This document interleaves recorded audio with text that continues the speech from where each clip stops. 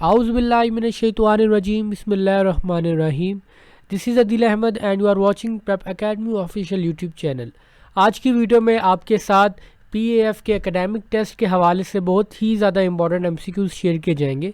अब वो इम्पॉर्टेंट इसलिए भी हैं बिकॉज जो आज MCQs मैं आपके साथ शेयर करूँगा वो है हमारे पास्ट पेपर्स, यानी कि पास्ट एक्सपीरियंसेस जो ऑलरेडी टेस्ट में रिपीट हो चुके हैं।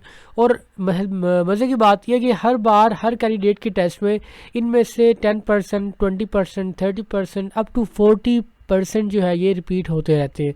तो आइए डायरेक्ट हम जंप इन करते हैं आज की वीडियो की तरफ। और हाँ, सबसे मज़े की बात यह है कि along with the academic test तो जो इनिशियल वर्बल होता है उसमें कुछ PAF के ऐसे MCQs हैं जो हर बार ही टेस्ट में आते हैं, जिनको मैं कहता हूँ कि आप आंखें बंद करके आपने पढ़ना है। तो आइए ज़रा उनकी तरफ भी चलते हैं। सबसे पहला जो सेगमेंट है हमारा जेंटलमैन वो है दिल की बातें। तो इस सेगमेंट में हम करते क्या है कि 1 से 1.5 मिनट हम जनरल डिस्कशन करते हैं। जो कोई अपडेट वगैरह मैंने देनी हो आपको, जो कोई नई अनाउंसमेंट करनी हो, तो मैं कोशिश करता हूँ कि दिल की बातें के जो सेगमेंट है हमारा सेगमेंट नंबर 1 इसमें शेयर कर दूँ। और आज टेस्ट की तैयारी के हवाले से मज़ीद मैं चीज़ें ऐड करूँगा जो कि आपके लिए इंशाल्लाह बहुत ही ज़्यादा फ़ायदेमंद साबित होगी। तो देखिए, एक चीज़ ये कि जब आप तैयारी कर रहे हो तो आपने कुछ चीज़ों को लाजमी तैयार करना है। यानी कि आपके पास बेस्ट PDFs भी आ गए, आपके पास बेस्ट बुक भी आ गई है, आपके पास बेस्ट नोट्स भी आ गए हैं। तो अब आपने तैयारी भी बेहतरीन तैयार कर दी है। तो उन्हीं के साथ देखिए, मैंने आपको कहा था कि आपने हर डायमेंशन में रहते हुए उस डायमेंशन के रिस्पेक्टिवली तैयारी करनी है। और एक इसकी जो डायमेंशन है जिसको मैं कहूँगा वो है पास्ट पेपर्स, जो कि इस वीडियो में भी शेयर करूँगा। और उसके अलावा अगर आप मेरी प्लेलिस्ट विजिट करेंगे तो डेफिनेटली आपको वहाँ से भी मिल जाएंगे। लेकिन जहाँ से भी करें, लेकिन आपने इनको करना ज़रूर है। मेरे पास ऑलरेडी वो मौजूद है, तो जिन कैंडिडेट्स को चाहिए हो तो मेरे से रब्ता कर सकते हैं। तो आइए स्टार्ट करते हैं आज की video with the MCQs number 1, जो कि हमने इंक्लूड किया है इंग्लिश का। तो इंग्लिश का ये सिनोनिम है हमारे पास द रिफॉर्मेशन सिनोनिम।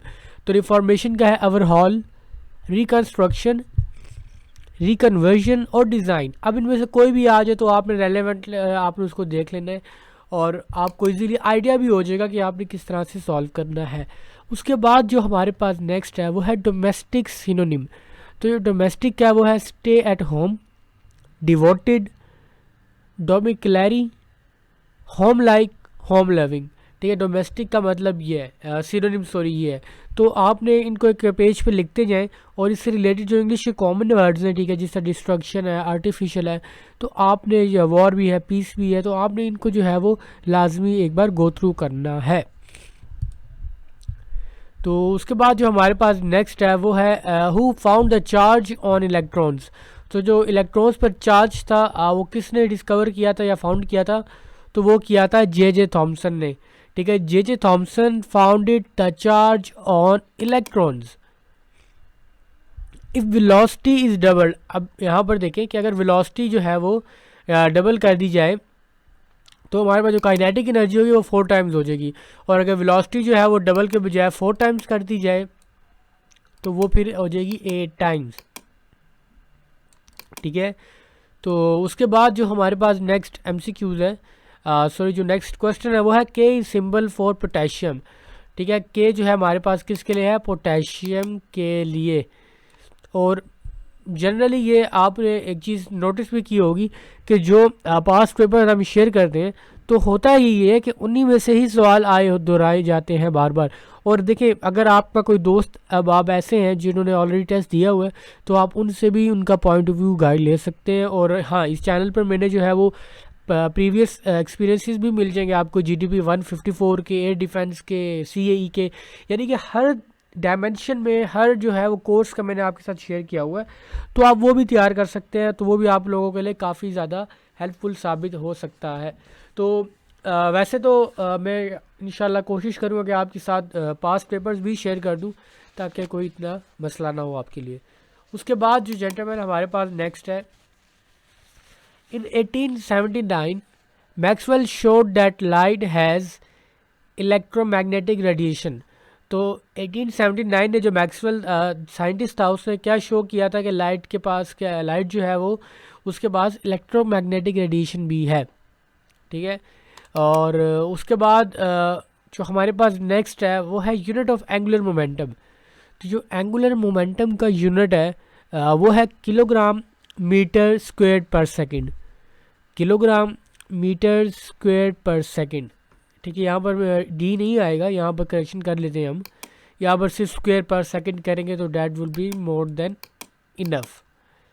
उसके बाद जो हमारे पास सेगमेंट नंबर 2 है वो है आज की अच्छी बात। अब देखें, अमर बिल मारूफ और नहीं अनिल मुनकिर। तो हमेशा मेरी कोशिश रहती है कि जहाँ हम आपके साथ इल्म को बांट रहे हैं, जहाँ हम आपके साथ जो है वो दिल की बातें शेयर करते हैं, वहाँ वहीं हमारा भी ये फ़र्ज़ है कि हम आपको एक अच्छी बात की तलकीन भी करें। क्योंकि देखें, मैं इस बात का मानने वाला हूँ कि देखिए लर्निंग तो वैसे भी हो ही जाएगी आपकी, लेकिन लर्निंग के साथ साथ हमने ग्रूमिंग पर भी काम करना है। और एक चलो मैं बता ही देता हूँ आपको भी कि ये हमारा साथ जो है वो सिर्फ इनिशियल तक नहीं है, हमारा जो आपके साथ है वो उस आखिरी कैंडिडेट के आईसीएस भी तक है, जब तक वो रिकमेंड या नॉट रिकमेंड नहीं होता। बिकॉज हर बार हम नए इनिशिएटिव के साथ लेकर चलते हैं चीज़ों को, नई ज़ील एंड जेस्ट और कमिटमेंट के साथ लेकर चलते हैं। और आज की अच्छी बात देखिए, आज की अच्छी बात एक छोटी सी नसीहत में करना चाहूँगा आपको कि देखिए, आप में से अक्सर कैंडिडेट्स इंशाल्लाह भी क्लियर करेंगे अपना एकेडमिक टेस्ट, इनिशियल क्लियर करेंगे, तो उसके बाद आप लोग जाएंगे आईसीएसबी के लिए। तो आईसीएसबी में जो सबसे बड़ा चैलेंज होता है कैंडिडेट्स के लिए, डैट इज़ द इंग्लिश। तो मैं आप लोगों को एज अ ब्रदर, ठीक है, मैं ये नसीहत करना चाहता हूँ कि देखिए, आपने एक अकेडमी ज्वाइन करनी है अपनी इंग्लिश प्रिपरेशन के लिए। आपने इंग्लिश लिसनिंग को, इंग्लिश स्पीकिंग को, इंग्लिश कम्युनिकेशन को आपने इन्हेंस करना है, और उसके लिए आपने कोई भी अच्छी सी एकेडमी लगानी है। अब याद रहे कि गली मोहल्ले की अकेडमीज़ भी होती हैं इंग्लिश के लिए, लेकिन वो उस तरह से इफेक्टिव नहीं होती। यूट्यूब आपके पास है, आपके पास मुख्तलिफ अकेडमीज़ हैं अच्छी हैं जो वाकई आप समझते हैं कि वो बेनिफिशियल साबित हो सकती हैं आपके लिए, तो आपने उनको ज्वाइन करना है और अपनी इंग्लिश लैंग्वेज आपने वहाँ पर इम्प्रूव करनी है। और दैन देखें, accept this as a challenge for yourself because you have to do it.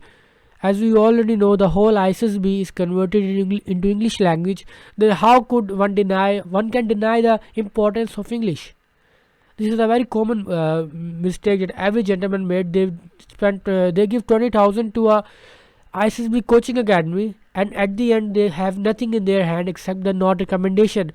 So why not we spend some good amount, a handsome amount of money on ourselves, on our personality development or our language skills, so जो हमें बाद में भी फ़ायदा दे सके।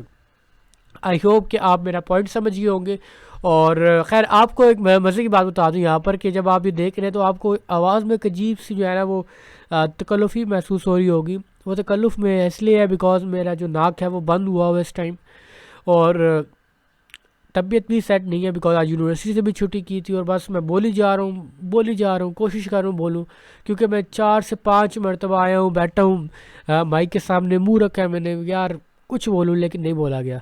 Anyway, coming back towards the video, तो यहाँ पर एक छोटा सा क्वेश्चन आप लोगों के लिए कि are you the part of our YouTube family, yes और नो। अगर नहीं है तो अभी सब्सक्राइब कर दें, बेल आइकन को दबा दें, क्योंकि आपको रेगुलर वीडियोस यहाँ पर देखने को मिलेंगी। और इंशाल्लाह आपकी तैयारी के लिए बेहतरीन से बेहतरीन नोट्स, बेहतरीन से बेहतरीन जो है वो मीडियम्स, अपॉर्चुनिटीज़ प्रोवाइड की जाएंगी आपको। और हाँ, सबसे बेस्ट चीज़ ये है कि एक्सपीरियंसेस सबसे पहले आपके पास आएंगे। ठीक है, तो anyway, coming towards the question that we have is कि the nurse is to hospital as the teacher is to school. ठीक है, the nurse is to hospital as the teacher is to school. ये verbal intelligence से मुतल्लिक है जो मैंने आपको वीडियो के स्टार्ट में बताया था, मैं शेयर करूँगा आपके साथ। और the scrapers are to Saudi Arabia, pyramids are to Egypt. ठीक है, scrapers are to Saudi Arabia and the pyramids are to Egypt. उसके बाद जो नेक्स्ट हमारे पास है वो है एंटोनिम ऑफ आर्टिफिशियल। तो आर्टिफिशियल का होता है natural, the antonym of artificial is natural. उसके बाद जो हमारे पास नेक्स्ट है वो है एंटोनिम ऑफ डिविएंट। तो डिविएंट को हम नॉर्मल भी कह सकते हैं और ऑर्थोडॉक्स भी कह सकते हैं। ठीक है, जो डिविएंट है इसका जो मुतज़ाद है वो है नॉर्मल या फिर ऑर्थोडॉक्स। उसके बाद जो है वो है cloud formation is due to. तो जो क्लाउड फॉर्मेशन है वो ए डायबिटिक प्रोसेस की वजह से होती है। The cloud formation is due to a diabetic process. Dimension of energy and torque is same. जो एनर्जी और टॉर्क की जो डायमेंशन है जेंटलमैन वो सेम है। ठीक है, dimension of energy and torque is same. उसके बाद जो नेक्स्ट है हमारे पास Tesla is a unit of magnetic flux in density. ठीक है, टेस्ला किसका यूनिट है? Magnetic flux density. तो इससे मुतल्लिक एक पीडीएफ मेरे ग्रुप में सेंड किए भी थे आपको, जहाँ पर मैंने स्पेसिफिकली भेजने का मकसद यही था कि आपको एक जनरल आइडिया हो, ताकि आपको पता चले कि एसआई यूनिट्स कितने इंपॉर्टेंट है, बेस यूनिट जितने हैं, डिराइव्ड यूनिट जितने हैं। आपको इन तमाम की यूनिट, इनके फार्मूलाज, ईच एंड एवरीथिंग जो है वो आपको फिंगर टिप्स पर रटी होनी चाहिए। ठीक है, तो उसके बाद डेफिनेटली ये हमारा लास्ट एमसीक्यूज था, सॉरी क्वेश्चन था। तो आज की वीडियो के लिए इतना ही। मैं उम्मीद करता हूँ ये सीरीज़ आप लोगों के लिए बेनिफिशियल साबित हुई होगी। कमेंट बॉक्स में अपनी राय का इजहार ज़रूर किया करें, वीडियो को लाइक करें, चैनल को सब्सक्राइब करके बेल आइकन को दबा दें, और अपना बहुत सारा ख्याल रखें। जिस कैंडिडेट्स को पेड नोट्स चाहिए तो वो मेरे से इस नंबर पर कॉन्टैक्ट कर सकता है। और पेड नोट्स में सबसे बड़ा बेनिफिट आपको ये होगा कि आप अपना 110% तैयारी को यकीनी बना पाएंगे, और वेरी अफोर्डेबल प्राइस के हर जेंटलमैन उसको अफोर्ड कर सकता है। तो इस नंबर पर आप मुझे कांटेक्ट कर सकते हैं। ठीक है, यहाँ पर अगर जिनको नज़र नहीं आ रहा कैंडिडेट्स को, उनके लिए मैं यहाँ पर लिख देता हूँ, यहाँ पर 1 कार्ड ने 324। ठीक है, तो आप कांटेक्ट कर सकते हैं मुझे व्हाट्सएप पर। अपना बहुत सारा ख्याल रखें। अस्सलाम वालेकुम वरहमतुल्लाहि वबरकातुहू।